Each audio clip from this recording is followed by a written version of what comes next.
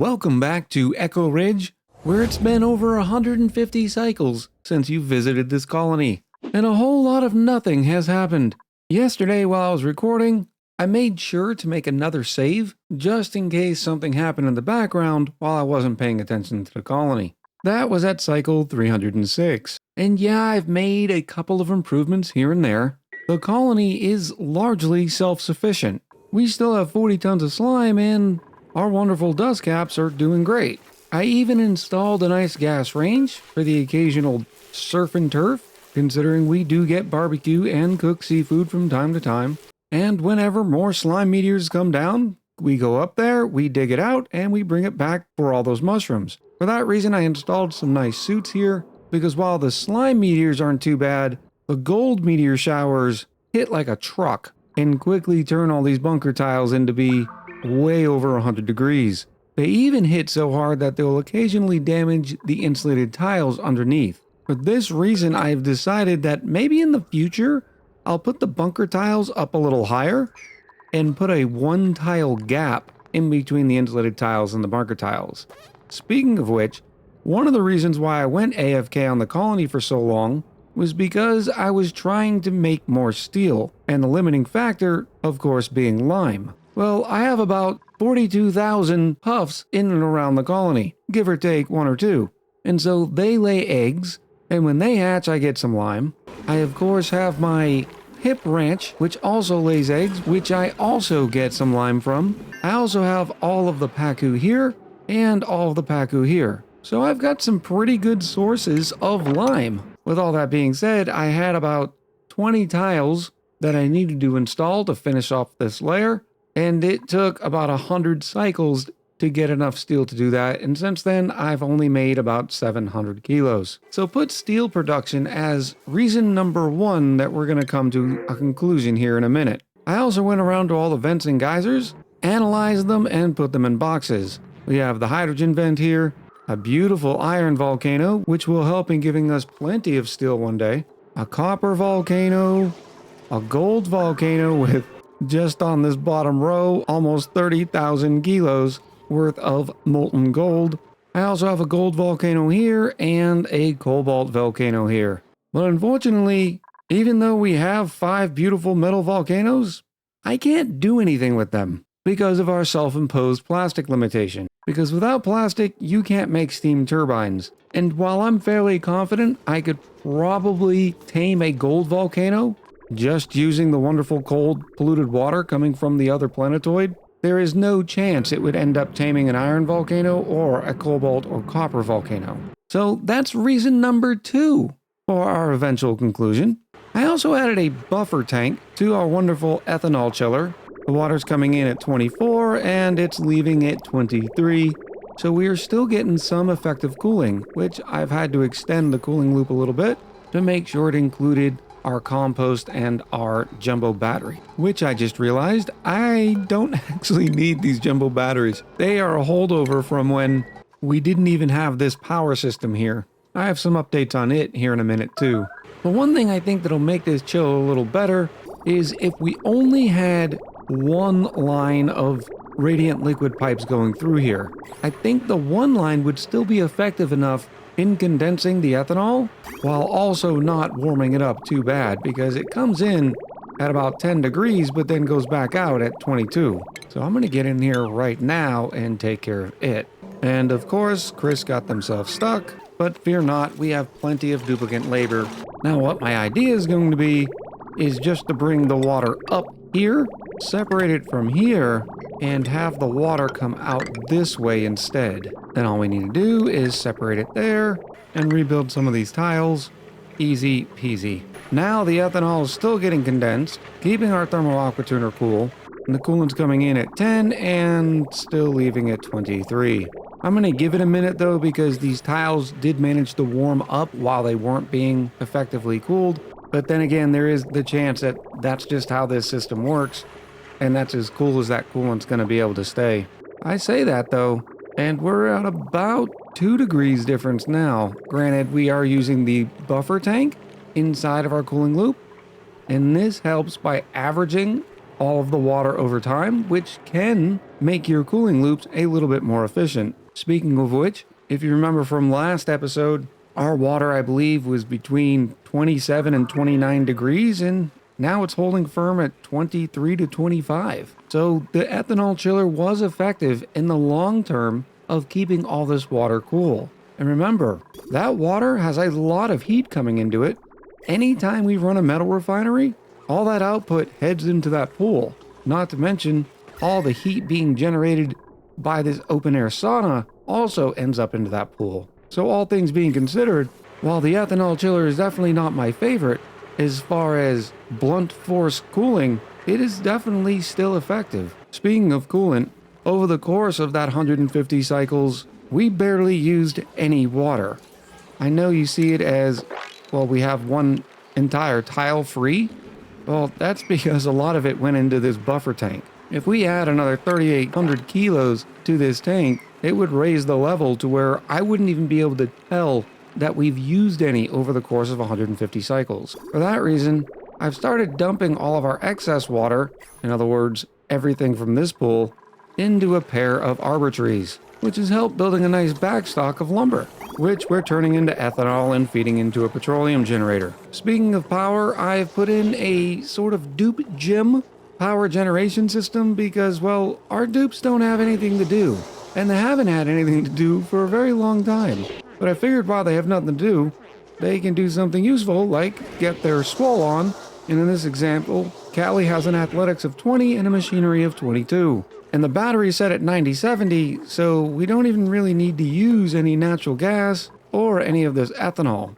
We are still burning all the hydrogen because that's a necessity, but I did also put it on a battery as well at 9080. But I believe the petroleum generator running for as long as it did is also one of the reasons we didn't lose much in this tank at all. So after we give the dupes something else to do, I'll probably put this back on like a 90-20, so it'll still allow us to use our power systems here. Speaking of which, in the first probably 50 cycles of me just letting it run, we were having some power issues because our natural gas geyser went dormant. And with the entire colony relying on the natural gas, we were having some power issues. But the power isn't really required to keep this colony going, at least as long as it's not off 100% of the time. The ethanol chiller and the water sieve is pretty much the only things we really need power for. And if those run every once in a while, as opposed to having an uptime of 100%, the colony would still be fine. And we're fortunate enough with this natural gas geyser that its dormancy period is only 36 cycles. Our oxygen is provided by a SPOM. In other words, it's self-powered, so our oxygen needs are taken care of as well.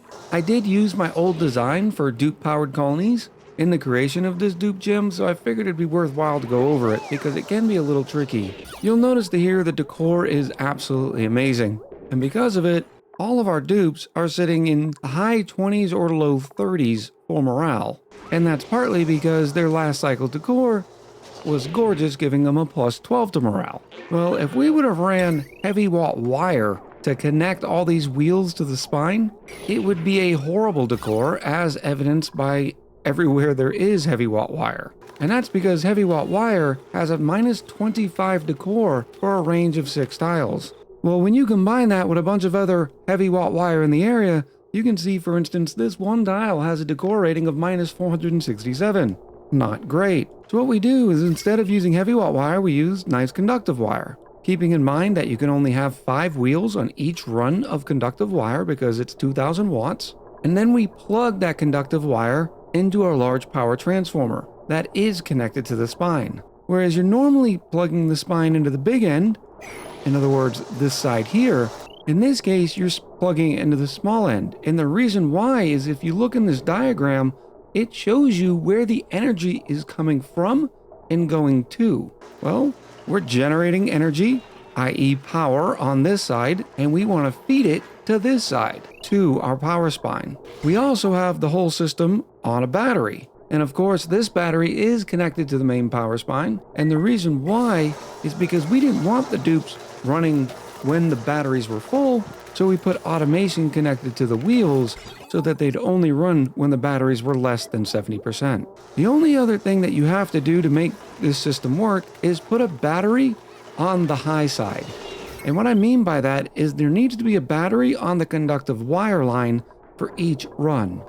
Here's one battery for these 5, and then these 5 have this battery here. The long story short of it is, without the battery here, the large power transformer would just fill up with its joules and kick the duplicants off, and it would sort of have a stutter effect. As an example, I'll deconstruct this smart battery here, and we'll be able to see the difference between this side running smoothly and this side not.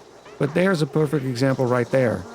All of these dupes were able to stay running, but gave up keeps getting kicked off the wheel. And that's because this power transformer is getting too much power and saying, nope, I'm done. You can stop charging me. So we put a battery in here, which helps offset that. So after all that being said, the reason why I was having the colony run so long for that steel is because I wanted to automate the collection of all the meteors as they crash down. Of course, using some beautiful robo-miners and the like. But in order to do that, I need to make them out of steel. And this is a pretty long run, and for me to have any chance of automating this system without it breaking, it's going to take quite a bit more steel than 835. While I'm doing pretty good on metal ores that I can make a pretty good amount of gold and cobalt ore from, steel production is sort of limited based on how many critters I have laying how many eggs. And yes, I did look on the secondary colony. There's no sort of fossil or anything that could have made our life easier. The only thing this colony has that we'd need at all is this one cool slush geyser. Oh, here's an example of that gold meteor shower breaking some of these tiles, which of course you might be wondering why I wanted to automate this anyways.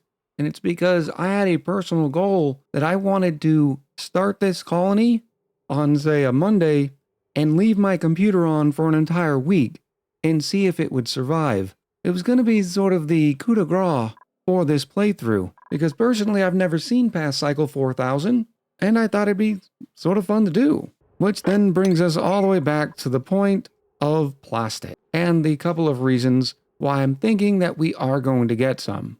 The first is I would be using Dreckos to get plastic, because shipping oil, turning it into petroleum to make plastic is not a great idea and would be horribly inefficient. But second, if I set up a nice Drecko farm, maybe over here so they could still be in suits, that'd be more lime, because the Dreckos would be laying so many eggs. I could feed them mealwood, which I have plenty of dirt to be able to do thanks to our pips, and in return, they'd give me all the plastic, thimbleweed, and meat I would ever need. And then of course, it'd be really nice to tame all these volcanoes, and I just can't do it without plastic. And that's not to say anything about everything else that requires plastic in the game, such as the dehydrators, transit tubes, plastic ladders, even our wonderful comfy beds. We can't do any of it without having a source of plastic. So, off to get some Dreckos we go. The last point about going to get plastic is you can see we finished all of the Tier 3 research. Now the only thing we have left is Tier 4.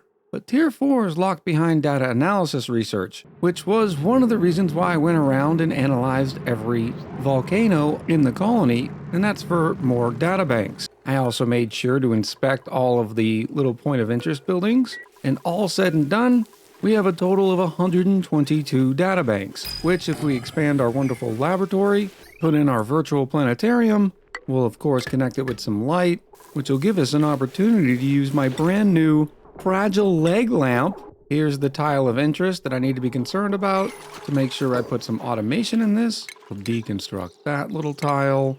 We'll add a weight plate and connect it all up. So now when anybody's using the virtual planetarium, our little fragile leg lamp will turn on. But with 122 data banks and the virtual planetarium telling us that the data banks will give us 1 point of research, means we can knock out a little bit of the Tier 4 research already. No reason to get a small petroleum engine because we don't have oil or petroleum.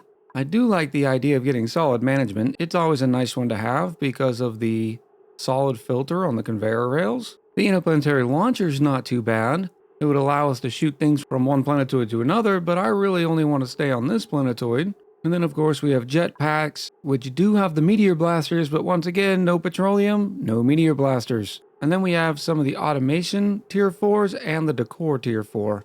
So after taking a look at it, I think we'll concentrate on just grabbing solid management, and it'll only cost us 30 data analysis research. I don't think I'll ever have a colony again that doesn't have 2 researchers. It is so great to be able to knock out multiple tiers of research at the exact same time. But with that being said, while it's not strictly necessary to complete tier 4 research, the completionist in me does think it would be worthwhile. And of course, to make more data banks at the Orbital Data Collection Lab, it requires more plastic. So, off to space we go. Start off with, we're gonna need an enclosed telescope. This looks good here. I will make it out of steel. And then I'm gonna put just a few bunker tiles. Putting it right here is very convenient because we already have a source of oxygen and power. I've always used bunker tiles to prevent radiation sickness for our duplicates that is in the enclosed telescope.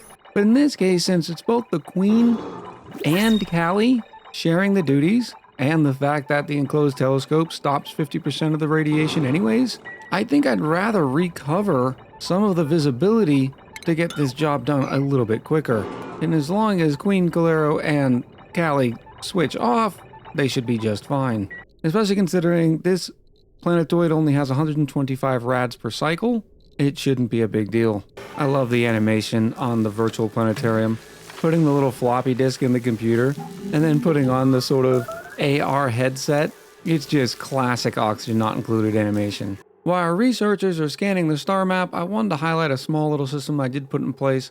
Because we have a clean atmosphere here, which I know it was a very long time coming, most of our puffs are turning into dense puffs and creating oxalite. Well, instead of me walking around and sweeping the oxalite, I just put an automatic dispenser here that says whenever they see oxalite or bleach stone, just come drop it off here. It drops into the water behind this door, so they can't go get it again. And so far for that, we have about 15 tons worth of oxalite. In the interest of cleaning the entire planetoid, we did move the carbon skimmer down a lot further to where there is no more carbon dioxide other than some of it that sticks in the corners. Ooh, I can make this a little better too. Just by digging out one tile right there, it'll let this carbon dioxide fall down, float over here, and then get eaten by the carbon skimmer. Other than this area here, which we are using to keep all of our wonderful dust caps growing. Oh yeah, Queen is barely absorbing any radiation. It also helps the fact that they had an aquatic diet in their last meal, so they're getting an additional radiation resistance of 20%. That's not going to happen all the time, but every once in a while, duplicates do get a little bit of that surf and turf. In anticipation of the fact that we're going to need a rocketry program, I need to build an area where it's safe, where the rockets can blast off from, and I think that area is going to be right here. I can put a pair of rockets, I don't think we're ever going to use more than that, and to sort of insulate this whole area in, so all that rocket exhaust will stay in here. And once we do finally get some steam turbines, we could attach them to this little area and capture some of this steam. Now I know some of you are going to be disappointed that we didn't continue with the no plastic run, but if it makes you feel any better, the no plastic run is sort of just complete. Because I have slime meteors here, I could have let this going for 5,000 cycles, and I don't think there'd be anything wrong with this planetoid. Yeah, eventually I'd get enough steel to automate the collection of slime to keep our mushrooms fed, and we get regolith, i.e. the filtration medium needed for the colony from the meteors as well, so there was nothing really for us left to do, which doesn't exactly make for great YouTube content. You know, while I do love getting some lime from the printing pod, every once in a while, a citrus spandex suit or something like it comes along, and it really just makes the duplicants' days. Come on, J-Ray. You know you want it. Yes! That's right. Citrus spandex for the win. One disadvantage of this system I'm about to put into place is the fact that it's going to cost us quite a bit in steel. We did get back up to 2 tons of steel, but I don't think that's even going to be enough. And of course, one of our pesky wild pips decided it wanted to come play. I don't want to wrangle it, I just want to move it, get it to safety. That seems cruel for the pip to live on that tiny little island, so maybe we'll move it to this one here. There we go, that's a nice little area. And now whenever we're ready, we can put a rocket platform here, we can put one here, and the exhaust will stay down here. While I'm up here, I think it is time to separate these bunker tiles from the insulated tiles just to save us a little bit of resources. We're also finished with this enclosed telescope. You can see the perfect bestagon around our home planetoid. That was revealed, and we did manage to find the planetoid of Aquibo, which looks to be a Desolans planetoid. Oh joy! One good thing about this planetoid is the fact that it does indeed have a jungle. And where there's jungles, there's Dreckos, hopefully. Now the only key to doing this is making sure that it all gets done before the next meteor storm. Knowing my luck, that's not going to happen. As an example of how ridiculously expensive some of these space projects are, by deconstructing all of those tiles, we're back up to 14 tons of steel. We just finished our 4th Tier 4 research, and we've never even been to space. We finished up with environmental appreciation just in case I wanted to get a beach chair. Now, one of the keys into this is making sure that the tile in between the bunker tile and the insulated is a vacuum. And that way, doesn't matter how hot this bunker tile gets, it's not going to transfer any temperature to the insulated tile anyways. I knew it was going to happen at least once. This is what I get for giving J-Ray the citrus spandex suit. If you didn't like it, J-Ray, you should have just said so. And then Beastie and Nazgul were a little jealous of J-Ray and decided, hey, let's do the same exact thing. It'll be fun. Finished just in time. And it's one of the serious meteor storms. Look at this regolith at over 300 degrees. All sorts of hot carbon dioxide. And our little vacuum here stays nicely in place. None of the insulated tiles get damaged. Very nice. And then after we've dug it out, we just go pick it back up. Now looking at the distance on the star map, if we consider that taking off isn't going to cost us anything, I believe this planetoid is only considered 2 tiles away, which means it looks like we can use just about any rocket there is. So we're going to go with the old carbon dioxide engine. It only has a height of 10 and a range of 6, but that shouldn't be too big of a deal. Let me see what I can come up with. And here we go. Equipped with a couple of critter cargo bays and a rover's module, because we have to drop off rover first. This is the Peace Starship 50? No. That's not gonna do. This is the right stuff. And inside, you'll see nothing but the best accommodations for our duplicants. Yeah, there's no morale, although I suppose I might be able to do something about the drywall situation. Perfect. Insane Asylum White. Even gives it, a little bit of decor. We've filled it up with 16 tons of our best puff-produced oxalite and an outhouse that still has 14 uses remaining. And I know this looks a bit austere, but fear not. We're only going over there to orbit as a sort of test flight to drop off the rover and then coming right back. What could go wrong? We also need to pick a pilot, and the pilot that I'm going to throw down on that planetoid needs to have some good digging, but without too much of a morale requirement. Our choices are Gave Up and Naz. I suppose it's going to depend on what happens when each of them stresses out. Old Gave Up is Destructive. Okay, not too bad. Nazgul is a Vomiter. Free water. So I think in this case we're going to go with Naz. Now everything in the rocket is built out of cobalt ore, or cobalt minus the rover's module, because it needs to be made out of steel so that the next rocket we send with a Trailblazer module, also created out of steel, will be able to create a rocket platform. Because otherwise the rover's module can only be created out of ore, which steel counts as a refined metal and an ore, hence the reason that little maneuver works. Here's old Naz now. Let's crew them up. We will take them out of the suit. Make sure this place is not grounded anymore.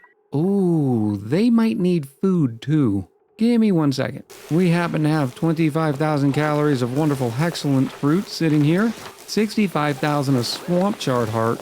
So I'm just going to use the move to command and put it right down here inside the right stuff. And now that it's there, we can go ahead and crew Naz back up. Look, don't judge me. Don't act like you've never almost launched a rocket with a duplicate and not had food on board. I know I'm not the only one. Let's change our destination. And oh my goodness, the entire time I was doing the math, it was off of our secondary colony, not our home colony. It's okay, this is even closer. We also need to make sure that Naz has rocket piloting. Easily done. I definitely wasn't going to forget that too. Look, I've been recording for a long time. Sometimes things happen. Good luck, Naz. Don't do anything I wouldn't do. Survive. And look at this. Naz is going to be there in 0.4 cycles. They didn't even need an outhouse or food, and they would have been just fine. And without much fanfare, our rocket is in orbit. We can deploy Rover's module. Trying to find a place that doesn't look too horrible. This is all chlorine gas. This isn't going to be good at all. We also need to check clearances, even though that rocket's very tiny. I don't think we have to worry about it. I'm thinking right here is fine though. We'll be able to climb down and get around fairly easily, and might be able to make a little doorway entrance right here. And here comes Rover. Hey buddy! Has Clay given you an ability to recharge your battery yet? No? Sorry bud. This is a one-way mission. And then we can send our rocket right back home. Now it's time for us and Rover to do some work. And already we have found our wonderful Drecko.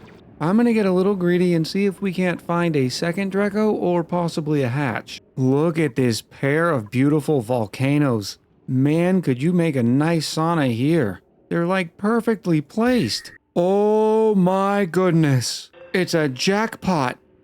I have never seen this. Could you imagine all four of these glorious volcanoes sitting in one massive sauna? Something like this? Oh, that is absolutely beautiful. What is up with this planetoid? It's got volcanic activity. It sure does. In other slightly less impressive news, we did find some more Dreckos. And can somebody tell me why bleach stone requires hard digging? It only has a hardiness of 50, just like igneous rock, and Rover can dig igneous rock. Back on our home planetoid, we are going to get Rover's module swapped out with a wonderful Trailblazer module, except we're going to need 200 more kilos of steel. I suppose I can deconstruct that module and regain the steel from it. And then we'll just add the Trailblazer module made of steel right there. Look what we just got inside of the printing pod. It's a wonderful Pokeshell spawn. This Pokeshell spawn could mean more lime for us. It also means I could stop using the composts. And considering I still have, I don't know, many tons of polluted dirt here, yeah, I think this is gonna happen. We're gonna make a nice little Pokeshell ranch. In the meantime, our Trailblazer module is ready with our lander, so it is time to crew back Naz. I think I'm also gonna have to give Naz some critter ranching, and that way they can wrangle up the Dreckos. It's alright, their morale's a 19 out of a 19, we'll skill scrub them later. And then back to Equibo to go see our friend Rover. Naz has made it to orbit of Equibo. Unfortunately, their morale has sort of caused them to stress vomit a little bit, but it's not too bad. Their stress is only 70% right now, so they have plenty of time to put their suit on and then jump inside of a Trailblazer module and deploy. This is going to go off without a hitch. I mean, if I was the first person to be landing on a strange new planetoid, I'd be pretty excited. Where are you going? No, you're not going in there yet. We have rockets to build. Deconstruct that one, deconstruct this, and now we have enough steel to build our rocket platform. Plenty of sedimentary rock to get to the Trailblazer module. And then all we have to do is land the right stuff using its AI, of course. I mean, it's a buzzword right now. I should be using it. And here's our rocket. Now Naz can go in here and do the digging. And we even have 2 Dreckos right here. No big deal. So we can just come right up to this critter cargo bay. And I hope it works like this, because I've never used it before. Select a couple of Dreckos. Oh, perfect. Okay, not sure why that happened. Hopefully I didn't lose too much. My best guess is it has something to do with the critter cargo bay, because it's one of the newer buildings they brought back to Spaced Out. Second, first, same as the first. Yeah, it's definitely something to do with the critter cargo bays. Let me know in the comments below if you've experienced some sort of crash with them. It could also be that I'm trying to do 2 of the same critters. So there's one happy Drecko. I'm gonna go ahead and save it because I think it has something to do with the 2. And now let me try to get another one like you. Okay, I have no idea what it is then. It was something to do with the critter cargo bays that this time it worked just fine. Hey little buddies! Now we have 3 tiles of range remaining. I'd really like to take Rover with us. I wonder if I tell Rover Get me some sandstone. And as soon as Rover's in here, maybe I crew it up and take off and see what happens. If I can get Rover to idle inside the rocket. Nope, it doesn't look like Rover wants to go inside the rocket. Sorry, buddy. Looks like you're staying here. Set a course back to our home planetoid. Oh, look, all the friendly meteors just in time. So glad we're leaving. Hold on tight, Dreckos. It's gonna be a little bit of a bumpy ride. And now, to save myself the annoying messages, I'm gonna go through and deconstruct everything here using the rover, because otherwise the meteors will damage it and just cause me a headache. There you go. Now you'd never even know we're here. Other than the semi-sentient robot, powered by AI of course, our Dreckos have made it home and just in time for a nice meteor shower.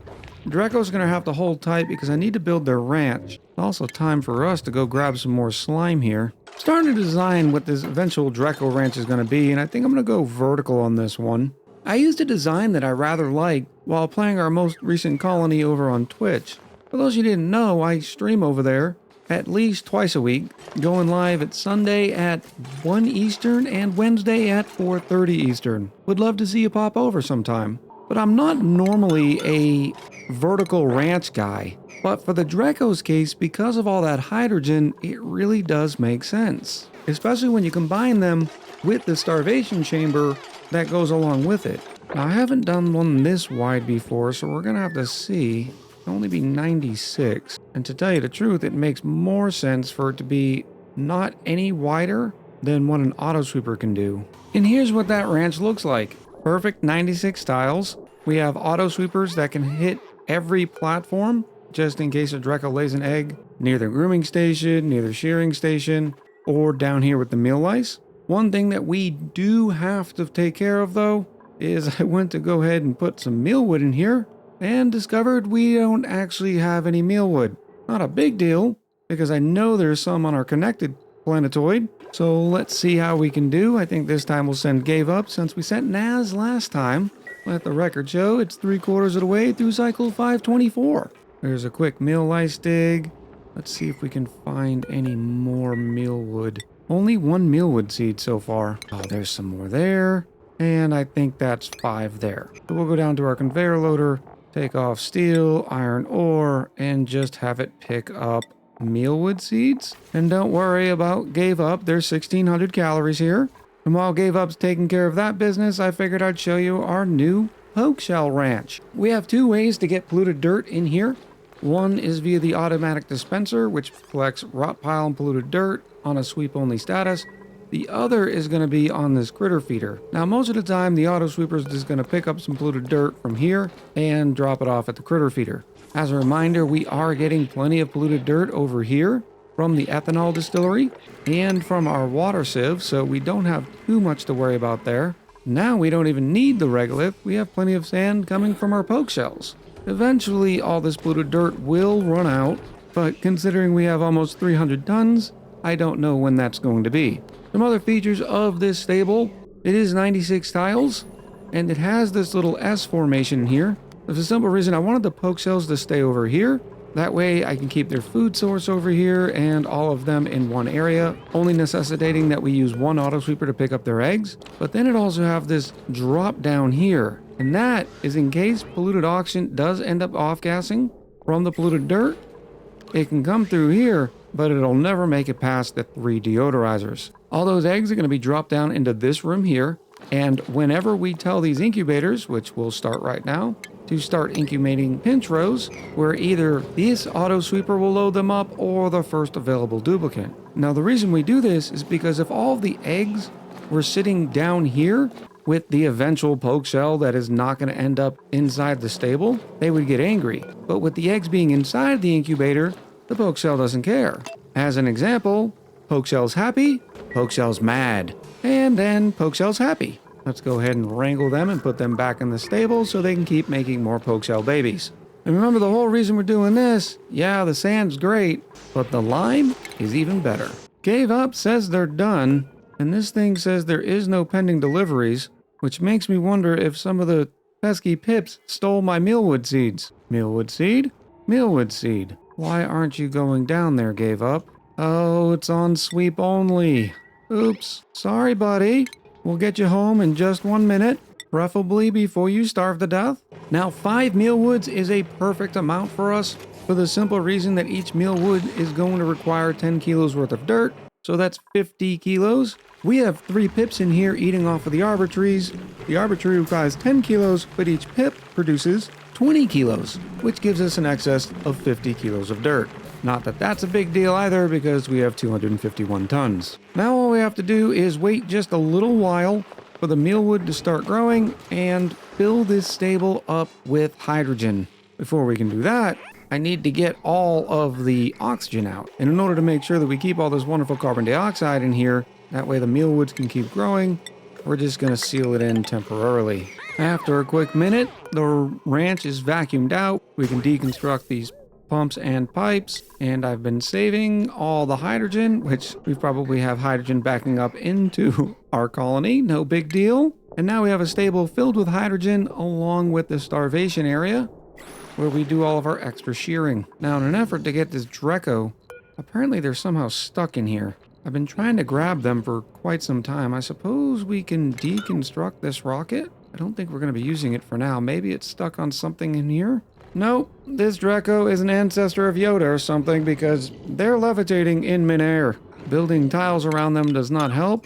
Maybe deconstructing said tiles will. And last resort, a quick restart. There we go. Hey, buddy! Now, there may be some of you that are not familiar with how these Drecko ranches work. Dreckos will eat this mealwood, but Dreckos are naturally a little warm. So we put a wheezewort in here with the idea that it'll help keep the mealwood from stifling at 30 degrees. Dreckos will eventually cool down, but they are born pretty hot. You can see this Drecko is still sitting at 31 degrees. This one is sitting at 56 degrees. Whenever they lay an egg, these auto sweepers are going to pick them up, put them inside these conveyor loaders, and drop them off in here. These Dreckos will grow up, and since they're in a hydrogen gas atmosphere, their coats will continuously grow back and will continuously shear them. Same with the ones inside the ranch. As more hydrogen enters here, it'll push down the carbon dioxide, and I'll stop the hydrogen once it compresses the carbon dioxide to be about this tall, and that way the majority of the Drecko's life is spent in that hydrogen atmosphere. Other than that, it's the same as any other ranch. And remember, the reason why we have the mealwood in here is because as the Dreckos eat mealwood, their chance of laying a glossy Drecklet egg increases. Now, they'll never stop having a chance to lay regular Drecko eggs, which is important because we have to keep this stable full. But that means we'll have a bunch of glossy Dreckos and regular Dreckos in here, giving us all the reed fiber and plastic we'll ever need. It's going to take a while to spin up, but once it does, we won't ever have to worry about those two materials again. That's going to about do it for today's episode. In the next episode, I think it'll finally be time, with our newfound plastic, to tame some metal volcanoes. I'm probably going to do that episode in the form of tutorials, comparing and contrasting a couple of different metal volcano taming types. I hope you're looking forward to that, just as much as you are enjoying this series. Either way, I look forward to hearing about it in the comments below. So until next time, much love, happy gaming, and I'll talk to you soon.